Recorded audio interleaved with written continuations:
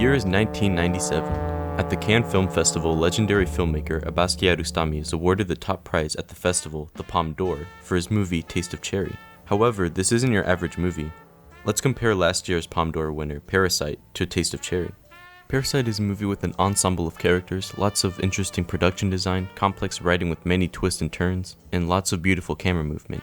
Taste of Cherry, on the other hand, is the opposite, and that's because of its minimalism and how it works to Kiarostami's advantage.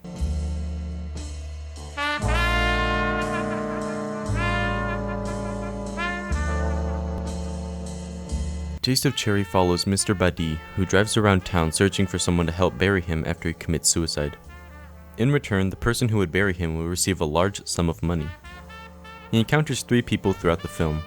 The first person he picks up is a young and quiet soldier, who declines his offer. The second person he picks up is a seminarist from Afghanistan. However, he also denies the job because of his religious beliefs. The last person he picks up is an old taxidermist. Although he argues with Mr. Badi about his intention, he eventually takes on the job and agrees to bury him. But we don't see it happen. Towards the end of the movie, Mr. Badi lays down in the grave he dug himself, and it cuts to black.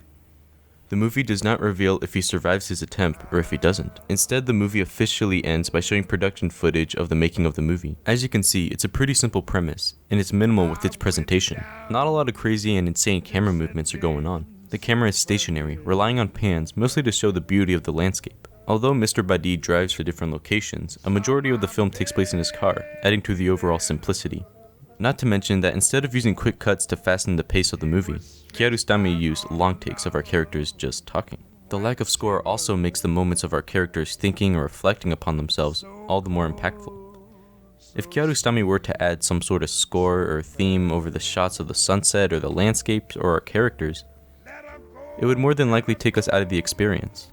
However, even though this movie was a success in the film festival circuit, it was not well received upon release, many calling it uninteresting. Most notably, Roger Ebert gave it a 1 out of 4, called it excruciatingly boring, and added it to a list of his most hated movies.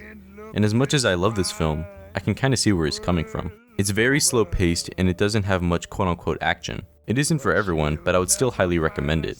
In a world where movies have lots of action-packed scenes with quick cuts, complex stories, and loud overdramatic scores, this movie feels like a breath of fresh air.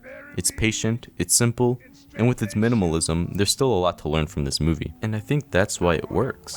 You see, if Taste of Cherry has no score, lack of camera movement, lack of production design, and little to no action going on, then why does it work? It's the same reason why people like minimalistic art, architecture, or even minimalist living. More is less and less is more. This movie takes away all the unnecessary and obnoxious parts of modern fast food blockbusters and leaves us with a beautifully simplistic movie.